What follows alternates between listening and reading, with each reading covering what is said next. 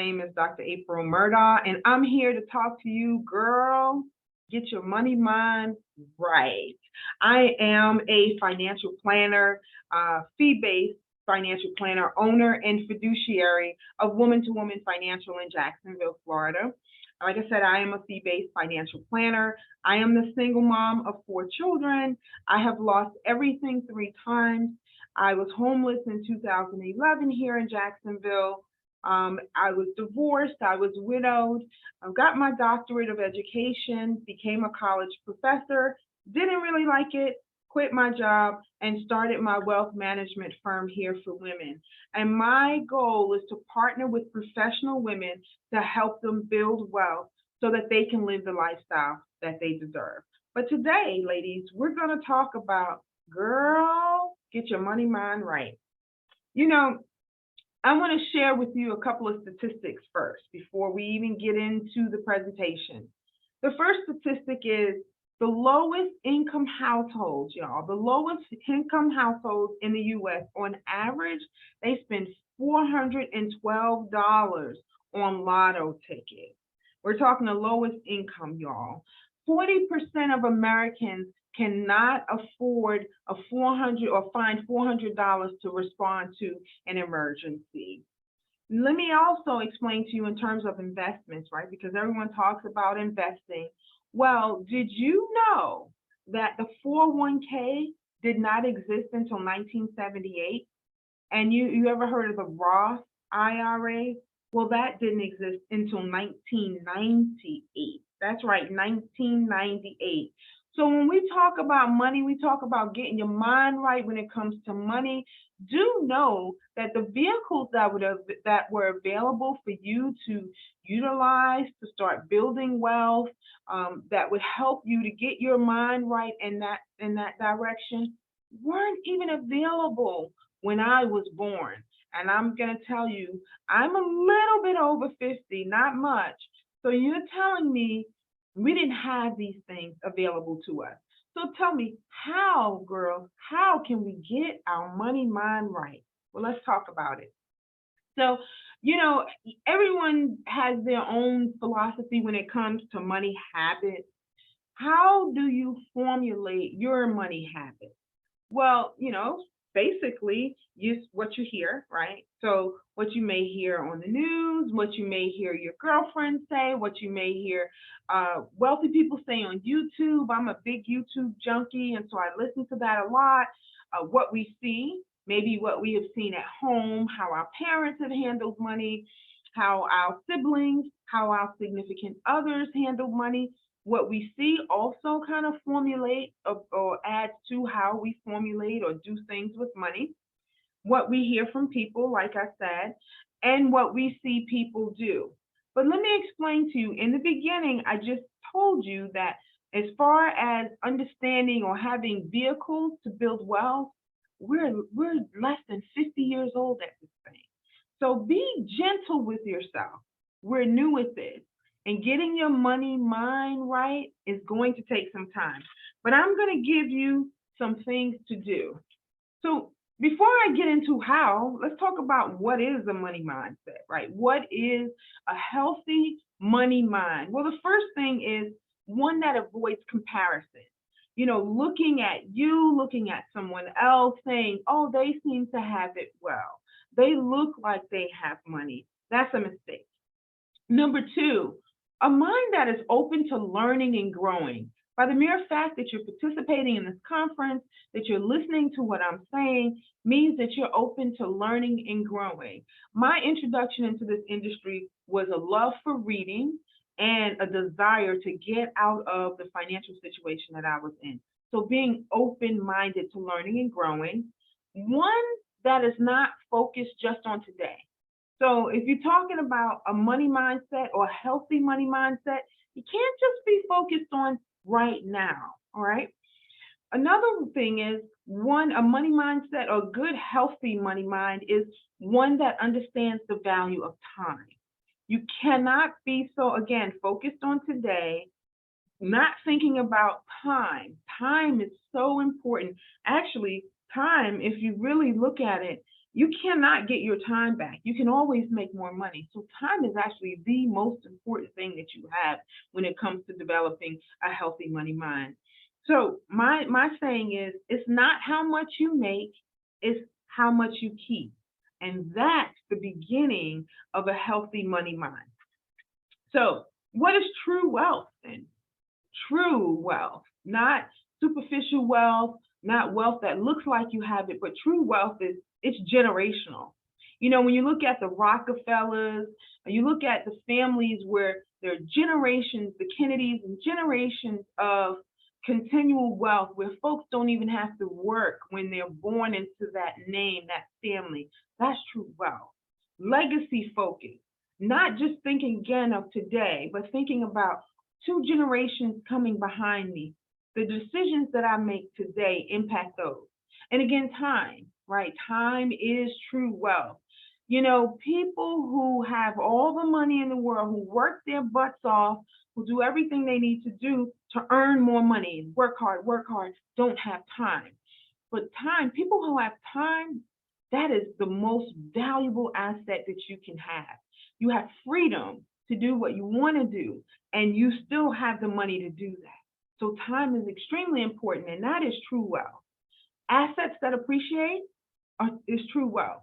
So when you're making decisions, thinking about buying things and investing in things that are going to be worth more later than they are today, focusing on compound interest. Thinking about things like the rule of 72, and how can I always say, how can I make my money make babies? And that's what I help my ladies do. And true wealth is wealth that you can keep, right? Again, not how much you make, but how much you keep. That is these are the cornerstones or the foundation of true wealth. So how do we begin this journey of getting our money mind right, embracing what true wealth really is?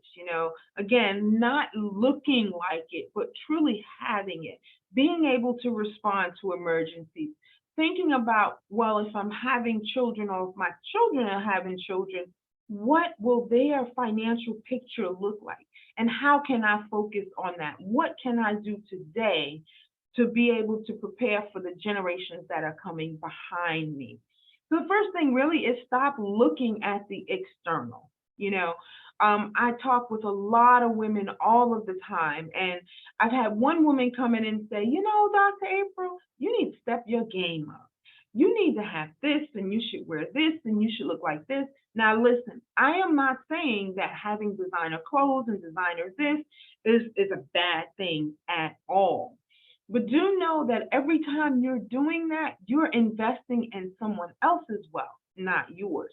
So my focus when I work with my women and for myself is, how can I make sure that I am building true wealth that lasts for my generations coming behind me, as opposed to funding the other folks' generation, if you know what I mean. So stop looking at being and making it external. It really is bigger than that. The second thing is starting where you are, right? So I met a lady a long time ago. She couldn't save at all. She struggled. She said, every time I transfer my little $25 to savings, I wind up taking the money back. And I said, well, let's start with, don't take the whole 25 back. Leave $5 in there and have a goal every month. If nothing else, I'm going to leave $5 in there. And my goodness, this lady started saving and saving, and now she is an excellent saver, has built up wealth, is able to respond to emergencies and things like that when they happen. So please start where you are. If you start little baby steps, compound interest is very important. That's little pennies on top of pennies that compound daily for you, that build wealth, not big lumps and big hits all the time. So let's start where you are. Learn how to make your money make babies. Yes, make babies. If you're done and you're out of the baby making phase, I get it. I am so past that. My youngest is 20. But then I still want my money to make babies. So how can I figure that out? What do I need to do? Who do I need to connect with? What do I need to learn? Because every time I get a dollar, I need to figure out how I can make it make babies. Don't spend it all. We have some people that earn, and everything they earn, they spend. Case in point, I have a client. She is 28 years old. She walked in my office with $80,000 in the bank. Every time she got a bonus, she put it away. She saved it. She did not live at the very top of her income. Focus on the long term. Long term. I know it may seem sad. I'm not telling you to live poor. I'm not telling you to forego, going out and having great dinners and looking nice and getting your hair done and taking care of yourself. I am just saying focus on the long term. As part of your strategy, make sure you're putting something away for the future. And if it's not a lot, as long as you're doing it consistently, you will make a change. I don't know if anyone's ever read the book Atomic Habits. It's an excellent book, but it talks about a guy who wanted to work out. He went to the gym. He worked out. He didn't work out. He went in there for 5 minutes and left. And he did that for a week. And then he increased the time. And by the time I guess the year was up, he had lost a significant amount of weight. It takes time. Focus on the long term. The other thing is get an accountability partner, someone to help you that thinks like you, that is on the same journey, who wants to make their money make babies, who wants to leave a legacy and a generation for those coming behind them, who is doing their absolute best not to live at the top of their income, someone who has the same values. Get an accountability partner in your corner to support you as you get your money mind right. And I'll throw another one in there. Surround yourself with things to listen to, podcasts, read books, watch shows of people that you respect and you admire, and how they got their money mind right. Everyone praises Warren Buffett, and he's amazing, and he's done so many wonderful things. But did you know that Warren Buffett did not amass his billions of dollars until after the age of 50? But he also started young. So he had that on his side. He started little bit young and continued to save consistently. And that is what builds wealth. Long-term goals, long-term strategies, and working with someone, getting an accountability partner in your corner. So my process, a shameless plug, I help women and I focus on all of those things. I help women create and grow generational wealth. If you are not legacy minded, if you are not long-term minded, if you want a quick fix in this thing, I am not the person to assist you. But I work with women in two different ways, situational and comprehensive. Folks who just want to come and start doing little things may not have the comprehensive mindset. And then the other folks who want a holistic planner to help them develop a plan that will create and grow generational wealth for them and for those coming up behind them. And so there's a different process I go through. The first step usually is really, and even if you're not with me, do this yourself. Be your own financial GYN. That's right. You have to be willing to look at where you are financially before you can start moving in a direction you want to move in. So it's like, I want to lose weight, right? But how much weight do I want to lose? I have to weigh myself to figure out how much weight I have on me. And then I can determine how much weight I want to lose based on if I want to look at a statistical chart, height weight chart, or whatever the case may be. But you cannot start any process without first taking a look at where you are. And so do your own examination if you need to. We do breast exams, they say self-examine, do your own, but take stock of where you are. And then you can look at things either working with someone, but I do things like tax strategies, making sure we're maximizing the strategies that are out there, making sure we're maximizing our investment plan, making sure we have a solid retirement plan, We lose a lot of money because of a health situation, a problem with a family member. Planning for those things, putting things in place, and working with someone who has the same values, like I said, to help you foster the healthy money mindset that you want to have. And listen, this is generational. I mean, there are all kinds of statistics. I've written a dissertation, I've done a lot of research on how statistically we are behind because no one taught us how to do these things. So, education and learning and being hungry to learn is going to be extremely important if you want to shift and change your money mind. You know, the way to wealth really, it doesn't start in what you do per se. It starts with how you think about what you do, because the way you think then formulates your behavior, and then your behavior, your mindset formulates what you say, and then you start behaving in a certain way, and you start then associating with people who have the same values, who are doing the same things that you want to do, so that you can grow the wealth and be healthy in your mind and in your finances.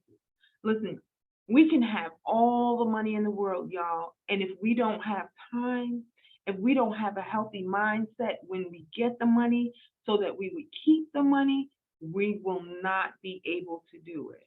So today, I'm just so honored to be able to share with you how we need to get our minds right when it comes to money.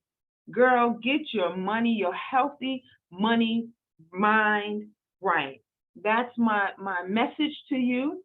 I'm here to help you if you want to start down that path of getting your mind right, of getting your money right, so that you can leave a legacy and live the life that you deserve. Thank you so much for your time. Again, my name is April Murdaugh. I am the owner, fee-based fiduciary, a woman-to-woman financial, a wealth management firm that partners with women to help them grow, create and grow generational wealth. I'm signing off. Thank you so much. Bye.